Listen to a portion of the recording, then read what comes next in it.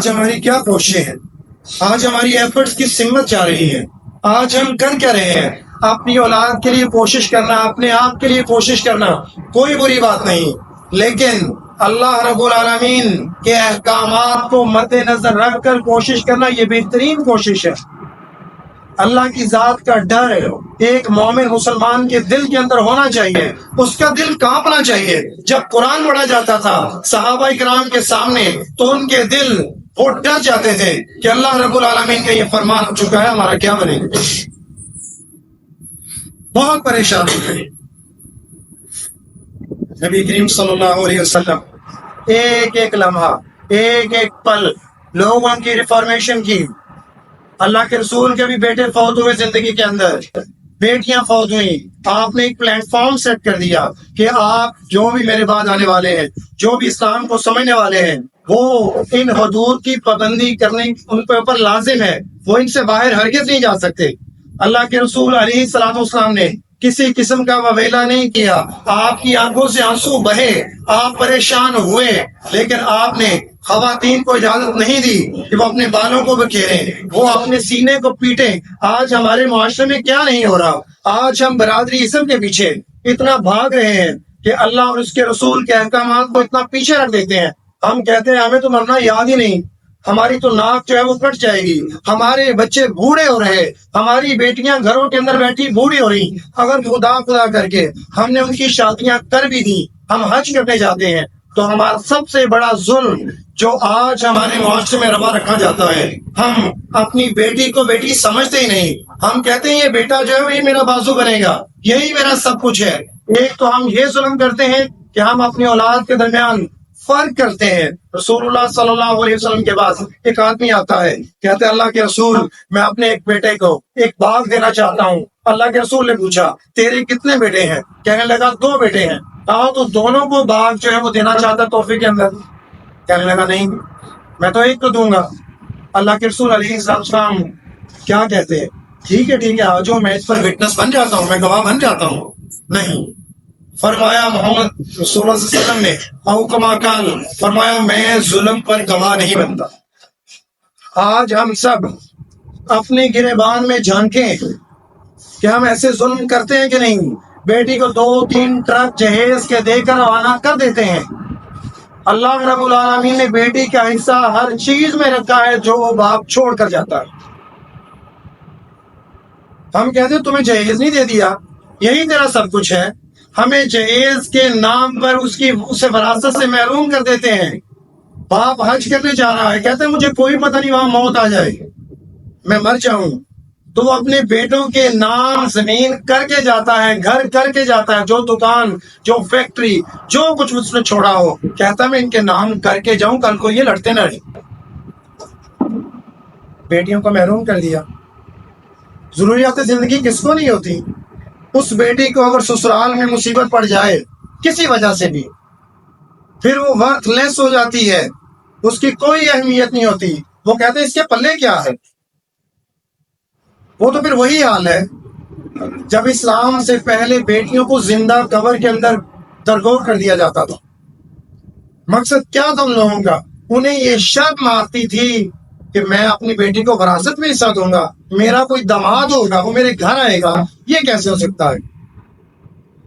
آج وہی کچھ کیا جا رہا ہے۔ ایک ایک عمل کے بارے میں پوچھا جائے گا۔ فَأَمَّا مَنْ ثَقُلَتْ مَوَازِينُهُ فَهُوَ فِي عِيشَةٍ رَاضِيَةٍ، جن کے اعمال، جن کے پلڑے نیکیوں کے بھاری ہوں گے، وہ عیش و آرام کی زندگی پر ہوں گے۔ وَأَمَّا مَنْ خَفَّتْ مَوَازِينُهُ فَأُمُّهُ هَاوِيَةٌ وَمَا أَدْرَاكَ مَا هِيَ نَارٌ حَامِيَةٌ، اور جن کے اعمال کے پلڑے نیکیوں کے پلڑے ہلکے ہوں گے ان کے لیے بدترین آگ ہے، وہ آگ بڑی سخت ہے، وہ چہروں کی کھال اتار دینے والی ہے۔ وہ جسموں کے اوپر، جن جسموں کی آج بڑی ہم حفاظت کرتے ہیں، ان جسموں کے اوپر جو کھال ہے، جو عیش و آرام کی زندگی ہم گزار رہے ہیں، وہ عیش و آرام ہمارے بالکل کام نہ آئے گا اگر ہم اپنی زندگی کے اندر وصیت کر کے نہیں جاتے۔ وصیت لازم ہے۔ نبی کریم صلی اللہ علیہ وسلم نے فرمایا کما قال، فرمایا جو مسلمان وصیت کے اندر 2 نمبری کرتا ہے، اپنی وصیت لکھ کے گیا، اور اس میں کہا میرے بیٹوں کو سب کچھ مل جائے، میری بیٹیوں کو کچھ نہ ملے، یہ وصیت کی اس نے، فرمایا اس نے ظلم کیا، وہ جہنم میں ضرور جلے۔ غور کیجیے، نیک کام کرنے جا رہا ہے، حج کرنے، اور جائیداد پراپرٹی وراثت جو چھوڑ کے جا رہا ہے وہ بیٹوں کے نام کروا رہا ہے۔ سارا دن چلتا ہے، فکر کوئی نہیں، اولاد بوڑھی ہو رہی ہے، باپ کی خواہش ہے کہ میری بیٹے کی شادی جو ہے وہ ایک دیندار بیٹے سے ہو، ایک دیندار لڑکے سے ہو۔ ماں کی خواہش ہے کہ بیٹی کی شادی ایک پیسے والے سے ہو، بیٹی کی خواہش ہے کہ میری شادی ایک خوبرو نوجوان سے ہو۔ ہر ایک کی سوچ الگ الگ ہے، چونکہ محنت نہیں کی جاتی، کوشش ہی نہیں کی جاتی۔ اللہ کے رسول علیہ السلام کیا فرماتے ہیں؟ اور کما قال، فرمایا تمہاری ٹاپ پریورٹی دین ہونا چاہیے۔ اور آج کل حالت کیا ہے؟ بارش لوگ تو بڑے بدنام ہیں اس ملک کے اندر، ان کے اوپر لوگ ٹرسٹ نہیں کرتے۔ وجہ انہوں نے دین سمجھا ہوتا ہے کہ میں نے داڑھی رکھ لی، میں 5 وقت نماز پڑھتا ہوں، میں جو مرضی کروں، میرے پاس تو ایک سند، ایک سرٹیفکیٹ آ چکا ہے، اور اب مجھے کوئی پوچھنے والا نہیں ہے، میں ان سب کی آڑ میں جو مرضی کرتا ہوں۔ بارش لوگوں نے لوگوں کو بدزن کر دیا۔ اسلام ہرگز ایسا نہ تھا۔ اسلام ایک ٹرانسپیرنٹ دین ہے جو عمل کی طرف ابھارتا ہے بندے کو، جو بندے کو اللہ کے ڈر کی طرف ابھارتا ہے۔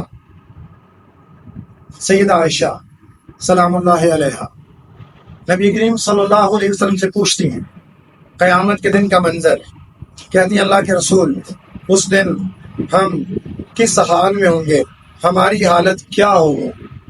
فرمایا عائشہ غور کیجیے گا اس بات کے اوپر، فرمایا عائشہ اس دن ہم سب بالکل اسی حال میں ہوں گے جس حال میں ہم پیدا کیے ہیں، ہمارے جسموں پہ کوئی کپڑا نہ ہوگا، کوئی لباس نہ ہوگا، بالکل ننگے ہوں گے۔ سیدہ عائشہ سلام اللہ علیہا پوچھتی ہیں اللہ کے رسول کیا مرد عورتوں کی طرف نہیں دیکھیں گے؟ عائشہ تو دیکھنے کی بات کرتی ہے، ایسا ہرگز نہ ہوگا، ہر کوئی اپنی پریشانی کے اندر مبتلا ہوگا کہ پتہ نہیں میرے ساتھ کیا ہونا ہے۔ تو دیکھنے کی بات کرتی ہے، دیکھنے کی کوئی جرات ہی نہیں کرے گا۔ میرے بھائیو، وہ اعمال جن کو ہم سمجھتے ہیں یہ مسئلہ ہی کوئی نہیں ہے، یہ تو چھوٹی چھوٹی باتیں ہیں، ہم کبھی اتنے ظلم کے اندر چلے جاتے ہیں کہ ہم بیٹیوں کے رشتے کرتے وقت دین کو ٹاپ پریورٹی پہ رکھتے ہی نہیں۔ بیٹی 5 وقت کی نمازی ہے، بیٹی توحید کو سمجھنے والی، اللہ کے ساتھ کسی کو شریک نہ کرنے والی، اور ہم اس کے ساتھ بیاہ دیتے ہیں جس کو اللہ کی پہچان ہی کوئی نہیں۔ وہ نماز پڑھنے والی اور جس کے ساتھ بیاہی جاری ہے اس کو نماز کا سرے سے پتہ ہی کوئی نہیں۔ وہ 7 سمندر پار بیٹھا ہوا اور ہمارے دماغوں میں یہ خناس بھرا ہوا ہے صرف جاہلیت کی بنیاد پر کہ شادیاں 2 کر لو، 3 کر لو، 4 کر لو، ان کے لوازمات کو ہم بالکل بھول جاتے ہیں کہ ہمارے اوپر فرائض کیا ہے۔ ٹھیک ہے، اللہ کے رسول علیہ السلام نے اجازت دی ہے، اسلام نے اجازت دی ہے، لیکن اس کے کچھ لوازمات ہیں۔ آج آپ دیکھ لیں کتنے ہی نوجوان وہ بیرون ملک مقیم ہیں، کئی سال گزر جاتے ہیں، ان کی بیویاں پاکستان میں اپنے دیوروں پہ، اپنے سسرال نندوں پہ ان کے رحم و کرم پر ہوتی ہے۔ اور ہماری پریورٹیز کیا ہوتی ہیں کہ وہ بیرون ملک کے بڑا پیسہ کماتا ہے، اس کو بیٹی کا رشتہ دے دو، آنکھ بند کر کے، کیونکہ دین تو ہماری پریورٹیز میں شامل ہی نہیں۔ پھر ہم بالکل چال بھٹک نہیں کرتے، رشتہ دے دیا، اس نے وہاں بھی شادی کر رکھی ہوتی ہے، اس بیچارے کو پتہ ہی کہ میرے فرائض کیا ہے، میری بیوی کا مجھ پر حق کیا ہے۔ کئی سال گزر جاتے ہیں، وہ وہاں عیش و آرام کی زندگی گزار رہا ہوتا ہے، اس کے بچے بھی ہوتے ہیں، کوئی کا بات نہیں۔ ایک اسلامی طریقے سے نکاح کرنا، ایک مسلمان عورت کے ساتھ نکاح کرنا کوئی بری بات نہیں، لیکن استغفر اللہ ہمارے ملک کی یہ ریت بن چکی۔